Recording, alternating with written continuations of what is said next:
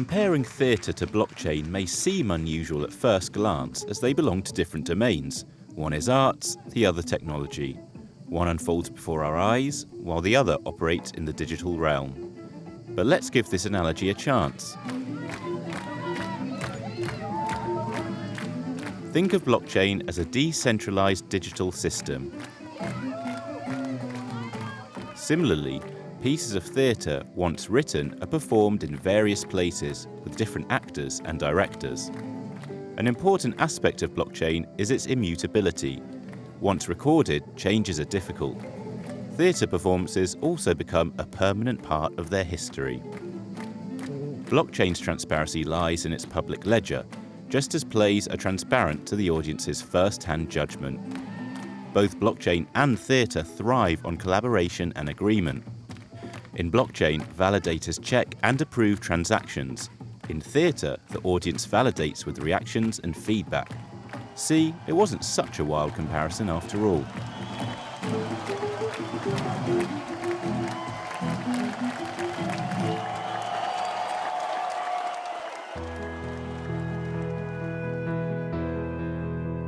In this episode, the last in this three-part series on blockchain technologies, we find ourselves in Avignon, during one of the world's most important theatre festivals. Every July, this medieval town in the south of France becomes a vibrant hub, attracting performers and audiences from all corners of the globe. Given the international atmosphere, our producer Marta was there, asking theatre audiences what they knew about blockchain.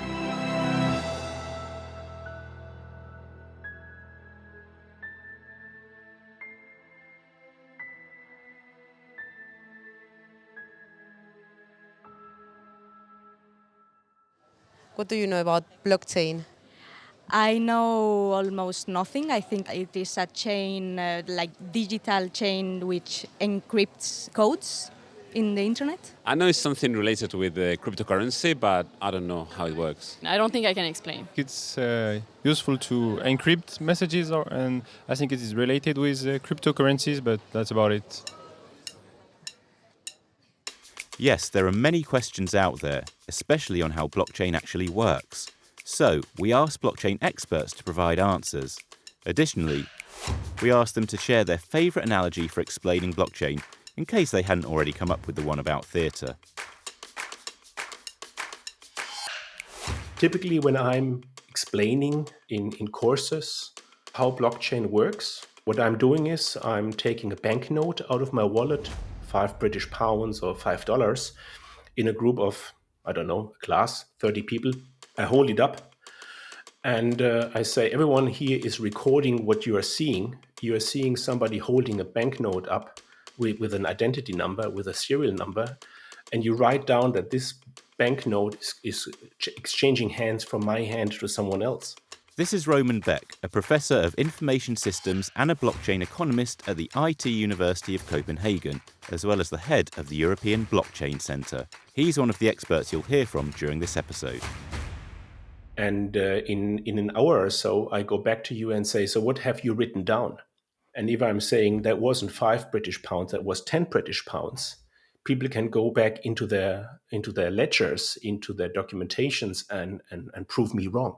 That is, in essence, how a blockchain works. You have a network of witnesses that collectively have jotted down an event. Now, listen to another layer added to this comparison by Paolo Tasca, a digital economist serving as an advisor for central banks, companies, startups, and international organizations like the United Nations. The blockchain is a collective memory that cannot be destroyed. And it cannot be manipulated, and that every record cannot be compromised. So everything that is, on the chain will become our social collective memory.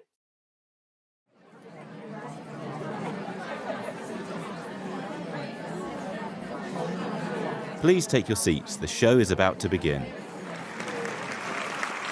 Opening.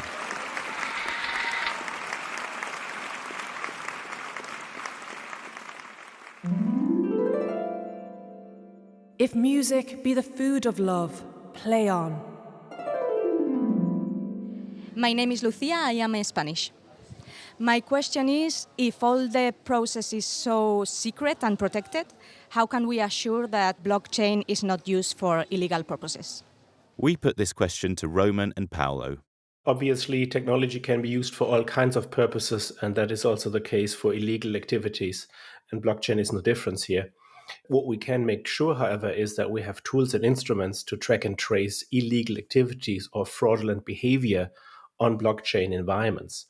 When it comes to anti-money laundering or know your customer activities, there are commercial providers already in the market that help you to track and trace cryptocurrency exchanges between different wallets.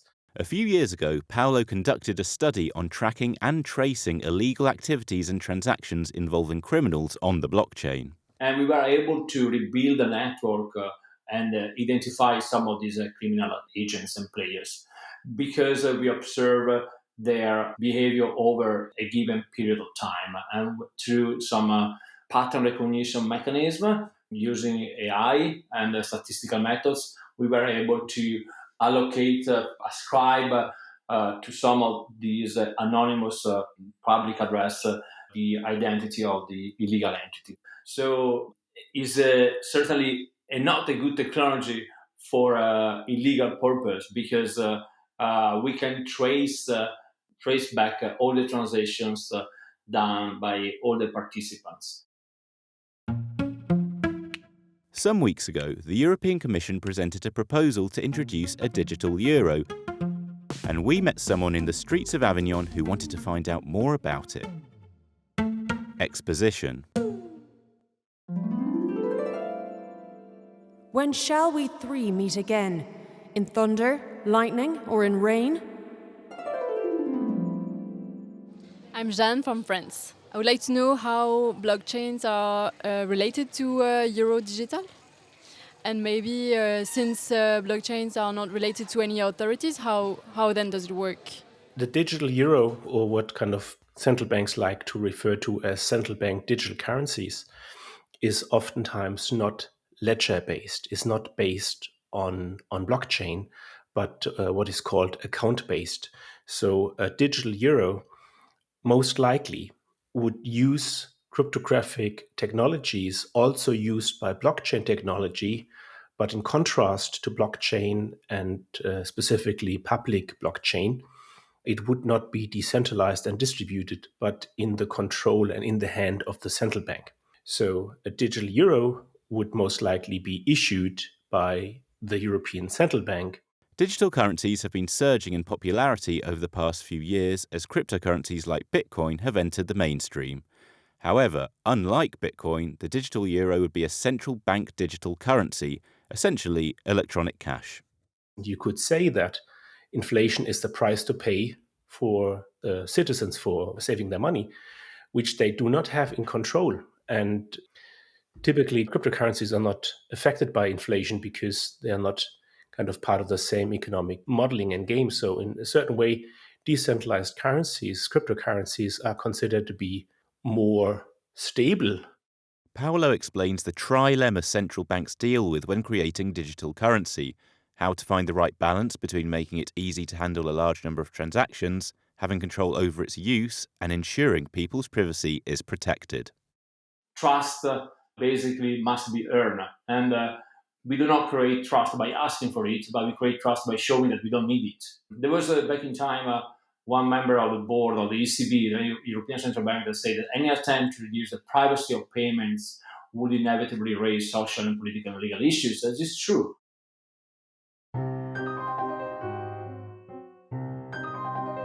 Back to our show, theatre lovers in the streets of Avignon crave more drama. Who or what is blockchain challenging with its existence? Rising action.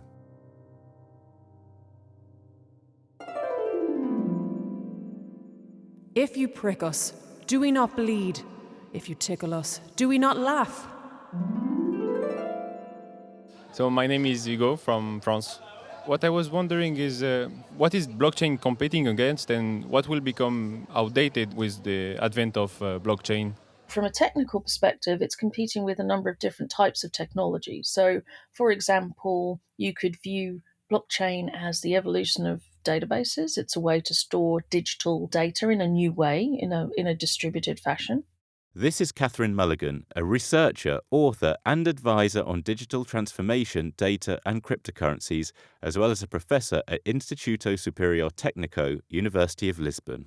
I personally think that what will happen is that the traditional banking systems will start to use blockchain in a variety of different ways rather than we see it completely replacing, our existing financial system. I think one area where we could see, blockchain replacing something is in remittances. Cross-border remittances are traditionally quite slow, and traditional wire transfers can also be, very, very delayed and very slow. And there's really not necessarily a real reason for that. Traditional remittance services could become either replaced or speeded up again by the use of blockchain. Catherine says other areas that could benefit from blockchain technology are supply chain management, public identification of citizens, and voting systems, as blockchain can offer enhanced transparency and traceability. There's an opportunity to reduce the middleman. If you look at traditional wire transfer services, they're incredibly expensive for the service they're actually providing. The next question allows us to delve back into the inner workings of blockchain. Here's the cue. All the world's a stage, and all the men and women merely players. My name is Juan and I'm Spanish. My question is, what would be the use of Web3? Web3 really is the next generation internet, but for the user, nothing changes significantly in the front end of the internet. Users will still be using their computers or their mobile devices to access the internet. What changes in the Web3 is how data is managed in the backend of the internet. This is Shermin Voshmir, the author of Token Economy, where she explains how Web3 is reinventing the internet among other blockchain technologies. The first generation internet in the 90s was about really only giving access to most people to websites somewhere else. Links were the revolution, and we were very excited about it because it allowed us to access information without having to go to a library or to the post office. And around 10 years later, we had this phenomenon that we called Web 2. It was a more mature internet where people could organize themselves around platforms, social media platforms, knowledge platforms like Wikipedia, social media platforms like Facebook. And these platforms provide us with great services, but also the platforms are organized privately and the data is stored privately on private servers. We have no control over our data, and the rules of the platforms of how we interact on Facebook, on Twitter, on TikTok, on eBay, on Amazon, we don't decide, even though we use and we contribute to these networks. This is where Web3 comes into play effectively. The backbone of Web3 are blockchain networks. They allow us to collectively manage the state of what is happening in the network, and the state of what is happening is organized around tokens. And tokens can represent so-called cryptocurrencies, and this is probably what most people know, but they can also represent tokenized access rights. And these tokens can be seen as digital certificates that represent ownership, access rights, information about who you are and what you can do, such as having a driver's license or a university degree. And these digital certificates are not privately managed, but they're collectively managed by blockchain networks. As for why all this is so difficult to figure out, Shermin has a theory. Let's break the fourth wall. Maybe I can explain to the audience why they might be frustrated with understanding Web3. Because it changes the nature of how the internet works in the back end. And unfortunately, most people don't know how the internet works in the back end. Most people don't know how computers work. And the other problem is that one of the first applications of Web3 were cryptocurrencies and decentralized finance.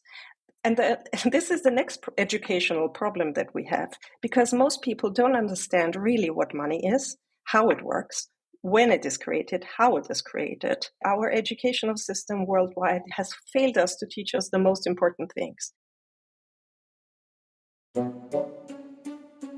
Back to our play. Let's take a behind-the-scenes tour with our next question.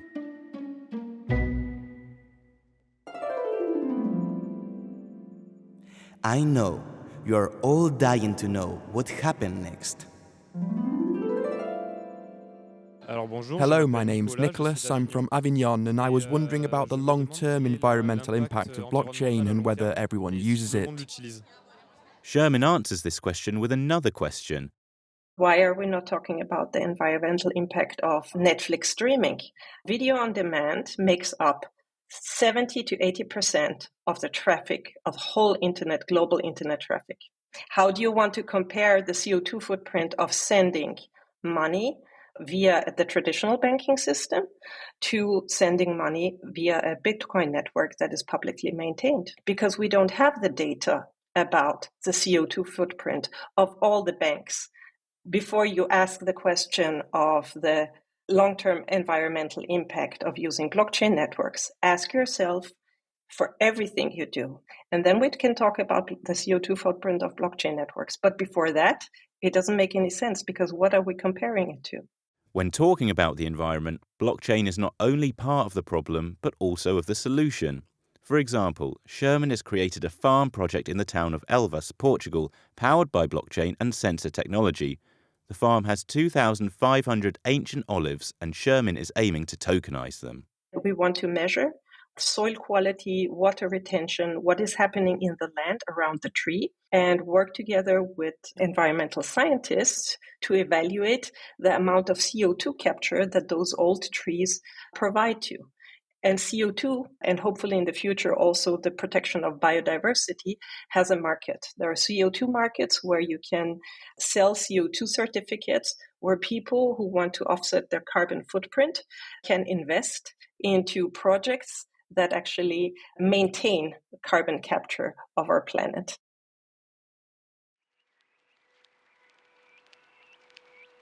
Blockchain is intended to revolutionize three fundamental aspects of the current system: how the internet functions, how collaborative systems operate, and how finance works. But will it ever become mainstream to do so? We asked this question to the experts featured in this episode. Blockchain is going to become mainstream. It's becoming a layer on the internet. We are seeing it under development, and we see where it works and where it doesn't work. The technology is maturing. Most people, including the media, is still lagging to understand it. We still need to make it more user-friendly. And this will happen when, we don't know.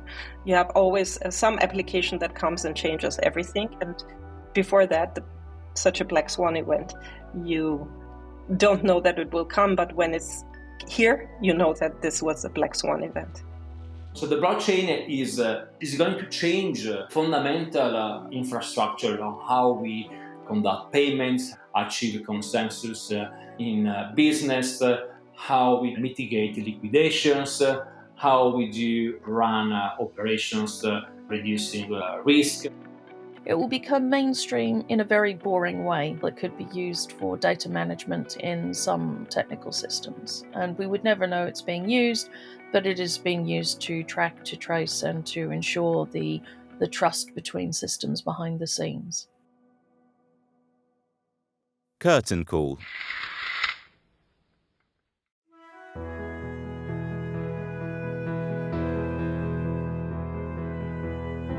That's it for our three-part series on blockchain technologies, but certainly not the last. Meanwhile, in the following episodes, we'll explore the world of space exploration and how the technology developed to do so impacts our lives here on Earth. I'm your host, James Thomas. This series is written and produced by Marta Rodriguez Martinez, reporting for this episode from Avignon, France. The theme music is by Leo Lebrun. Sound editing is by Naira Devlashian and sound mixing is by Mathieu Duchesne. Our editor-in-chief is Ali Isanaden. If you aren't already, you can listen to this series on Apple Podcasts, Spotify, Castbox, or wherever you get your podcasts. Thanks for listening.